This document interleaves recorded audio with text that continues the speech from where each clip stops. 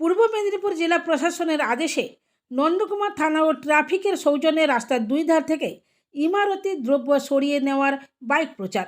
উচ্চ মাধ্যমিক চলছে।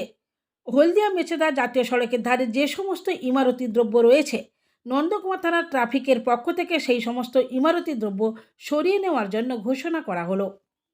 রাস্তার দুধারে থাকা ইট, বালি, পাথর, গাড়ি, কাঠ সেগুলি সরিয়ে নেওয়ার জন্য ট্রাফিকের পক্ষ থেকে অনুরোধ করা হয়। যদি সেগুলি না সরানো হয় তাহলে আইনত ব্যবস্থা করা হবে। সেই সময় দুর্ঘটনা প্রবল এলাকায় পোস্টার লাগানো হয়। উপস্থিত ছিলেন নন্দকুমার থানার ট্রাফিক এসআই গোপাল চন্দ্র মাইতি। দোকানদার ও জনসাধারণকে জানানো যাইতেছে যে রাস্তার দুপাশে কোনরূপভাবে বালি, চিপস, ইট, বাঁশ, কাঠ ফেলে রাখিবেন না, অন্যথায় পড়ে থাকিলে প্রশাসন ওই ব্যক্তির উপর যথাযথ ব্যবস্থা নিতে বাধ্য থাকিবে।